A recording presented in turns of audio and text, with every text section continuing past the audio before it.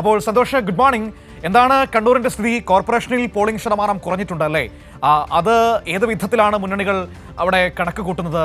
സന്തോഷ്, ഞാൻ ഈ വോട്ട് യാത്രയിൽ നാട്ടുവണ്ടിയിൽ കടന്നു പോന്നപ്പോൾ ഇത്രയധികം മോശം അഭിപ്രായം കേട്ട ഒരു തദ്ദേശ സ്ഥാപനം കണ്ണൂർ കോർപ്പറേഷൻ ഇതുപോലെ വേറെ ഞാൻ കേട്ടിട്ടില്ല. അത്രയധികം മോശം അഭിപ്രായമായിരുന്നു പലയിടങ്ങളിൽ നിന്നും കേൾക്കാൻ കഴിഞ്ഞത്. എന്താണ് അവിടുത്തെ ഒരു സ്ഥിതി?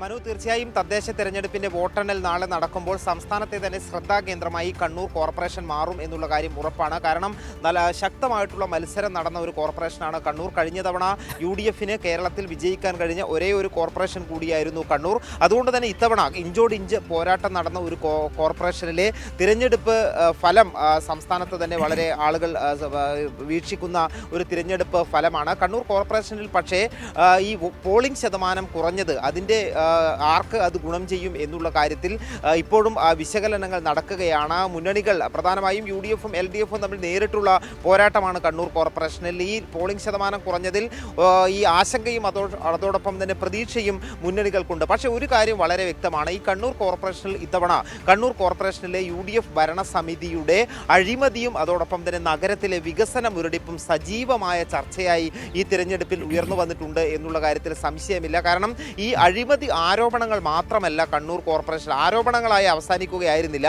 അത് പ്രധാനപ്പെട്ട ഔദ്യോഗികമായിട്ടുള്ള ഏജൻസികൾ തന്നെ അഴിമതിയുടെ തെളിവുകൾ സഹിതം കണ്ടെത്തി പല പ്രധാന പദ്ധതികളുടെ കരാറിൽ ഉൾപ്പെടെ അഴിമതികൾ കണ്ടെത്തി അത് റദ്ദ് ചെയ്യുന്നതിലേക്ക് കാര്യങ്ങൾ എത്തുകയും ചെയ്തിരുന്നു. അതുകൊണ്ട് കേവലമായ പ്രതിപക്ഷം നടത്തിയിട്ടുള്ള ഒരു അഴിമതി ആരോപണം മാത്രമായിരുന്നില്ല അത്. ജനങ്ങൾക്ക് അക്കാര്യത്തിൽ കൃത്യമായിട്ടുള്ള ഒരു ബോധ്യമുണ്ടായിരുന്നു. മാത്രമല്ല ജനങ്ങൾക്ക് നേരിട്ട് അനുഭവവേദ്യമായ കാര്യങ്ങൾ കൂടിയായിരുന്നു ഇത്. മനു പറഞ്ഞതുപോലെ തന്നെ മലിനജല ശുദ്ധീകരണ പ്ലാന്റിൻ്റെ കാര്യമായാലും ചേലോറയിലെ മാലിന്യ സംസ്കരണ പ്ലാന്റ് ആയാലും മൾട്ടി ലെവൽ പാർക്കിംഗ് ആയാലും ജനങ്ങൾക്ക് നേരിട്ട് കാണുന്ന കാര്യങ്ങളിലെല്ലാം തന്നെ ഈ അഴിമതി അവർക്ക് കാണാൻ കഴിയും. പക്ഷേ മൾട്ടി ലെവൽ പാർക്കിങ്ങിന്റെ കാര്യമൊന്നും എന്നെ ഓർമ്മിപ്പിക്കരുത്. അവിടെ വണ്ടി പാർക്ക് ചെയ്യാൻ പോയാൽ നമ്മൾ ജീവനം കൊണ്ട് രക്ഷപ്പെട്ടത് ഭാഗ്യം കൊണ്ടാണ്. അത് കഴിഞ്ഞ ദിവസം ഈ തെരഞ്ഞെടുപ്പിൻ്റെ പോളിംഗ് ഉദ്യോഗസ്ഥർ ഇവിടെ കണ്ണൂരിൽ ഈ പോളിംഗ് സാമഗ്രികൾ ശേഖരിക്കാൻ എത്തിയപ്പോൾ അവരുടെ വാഹനം അവിടെ പാർക്ക് ചെയ്യാനുള്ള സൗകര്യം ഒരുക്കിയിട്ടുണ്ടായിരുന്നു. ഒരൊറ്റ വാഹനം പോലും ഈ മൾട്ടി ലെവൽ പാർക്കിങ്ങിൽ തയ്യാറാകാതെ പല സ്ഥലത്തും മാറ്റിയിടുന്നത് നമ്മൾ കണ്ടിരുന്നു. കാരണം മനു പറഞ്ഞതുപോലെ തന്നെ ആളുകൾക്ക് അതിൽ വണ്ടി കയറ്റിയിടാനുള്ള ധൈര്യമില്ല. കാരണം നേരത്തെ ട്രയൽ നടത്തിയപ്പോഴെല്ലാം വാഹനങ്ങൾ കുടുങ്ങി. പിന്നീട് അത്തരത്തിൽ പല സ്ഥലത്തും തുരുമ്പ് പിടിച്ച് കിടക്കുന്നു. ഒരു തവണ വാഹനം കയറ്റിയപ്പോൾ അതിൻ്റെ സൈഡ് മിറർ ഒരു വാഹനത്തിൻ്റെ പൊട്ടി. അങ്ങനെ പല പ്രശ്നങ്ങളുണ്ടായിരുന്നു. അതുകൊണ്ട് അത് അവിടെ തന്നെ കിടക്കുന്നുണ്ട്. ജനങ്ങൾ ഇത് മനു കണ്ടതുപോലെ തന്നെ ടൗണിലുള്ളവർ എല്ലാം നേരിട്ട് അനുഭവിച്ചറിഞ്ഞ കാര്യങ്ങളാണ്. അതുകൊണ്ട് തന്നെയാണ് LDF പറയുന്നത് ഇത്തവണ ഈ പ്രത്യേകിച്ചും UDFിൻ്റെ കേന്ദ്രങ്ങളിൽ പോളിംഗ് ശതമാനത്തിൽ കുറവ് വന്നിട്ടുണ്ട്.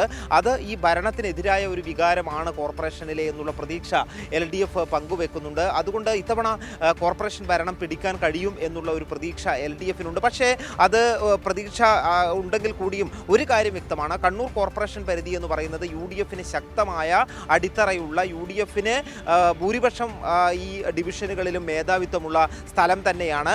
ഈ അഴിമതിയും അതോടൊപ്പം തന്നെ ഈ പറയുന്ന വികസന മുരടിപ്പും ചർച്ചയായി UDFിന് സാധാരണ നിലയിൽ വോട്ട് ചെയ്യുന്ന വോട്ടർമാർ ഇത്തവണ മാറി ചിന്തിച്ചിട്ടുണ്ടെങ്കിൽ LDFിന് ഭരണം കണ്ണൂർ കോർപ്പറേഷൻ തിരിച്ചു കിട്ടാനുള്ള സാധ്യതയുണ്ട്. അങ്ങനെ ഒരു ചർച്ച നടന്നിട്ടുണ്ട് എന്നാണ് LDF പ്രതീക്ഷിക്കുന്നത്. അതോടൊപ്പം തന്നെ UDFിന് പ്രധാനപ്പെട്ട 3 സ്ഥലങ്ങളിൽ ശക്തരായിട്ടുള്ള UDFിൻ്റെ നേതാക്കളുടെ തന്നെ വിമത ഭീഷണി ഉയർന്നിരുന്നു. അതും UDFിനെ ഏത് രീതിയിൽ തിരഞ്ഞെടുപ്പിൽ ബാധിച്ചു എന്നുള്ളത് കണ്ടറിയേണ്ടതുണ്ട്. ഏതായാലും വളരെ ആകാംക്ഷാജനകമായിട്ടുള്ള ഒരു തിരഞ്ഞെടുപ്പ് ഫലമായിരിക്കും കണ്ണൂർ കോർപ്പറേഷനിലേത്. ഒരു ഈസി വാക്ക് ഓവർ ഒരു മുന്നണിക്കും ഉണ്ടാകാനുള്ള സാധ്യതയില്ല. ശക്തമായിട്ടുള്ള പോരാട്ടം. ജില്ലയിൽ പൊതുവായ ചിത്രം എങ്ങനെയാണ് സന്തോഷം? പൊതുവായ കോർപ്പറേഷൻ പുറത്തേക്ക് പോവുകയാണെങ്കിൽ കണക്കുകൂട്ടലുകൾ, പ്രതീക്ഷകൾ എങ്ങനെയാണ്? ഒന്ന് വേഗത്തിൽ.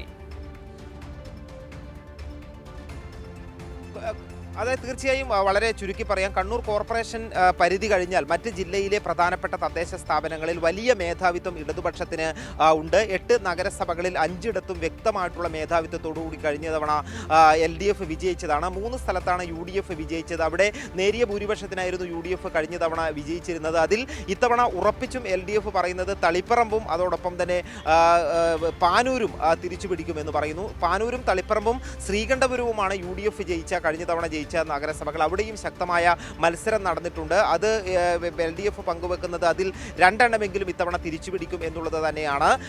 അതേസമയം തന്നെ UDF ഈ നിലവിൽ പുതിയ ഏതെങ്കിലും നഗരസഭകൾ പിടിച്ചെടുക്കാൻ കഴിയുമെന്ന് അവർ പ്രതീക്ഷിക്കുന്നില്ല. പകരം കഴിഞ്ഞ തവണ വിജയിച്ചവ നിലനിർത്താൻ കഴിയും എന്നുള്ള ആത്മവിശ്വാസം അവർ പ്രകടിപ്പിക്കുന്നു.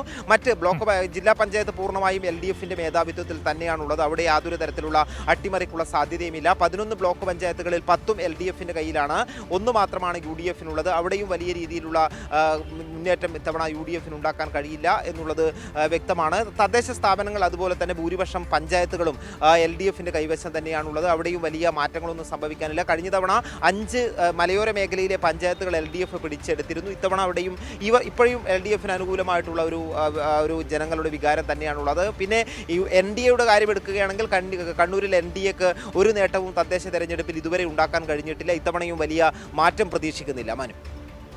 ശരി, ഓക്കെ, താങ്ക് യു സന്തോഷാണ് വിവരങ്ങൾ കണ്ണൂരിൽ നമുക്ക് നൽകിയത്.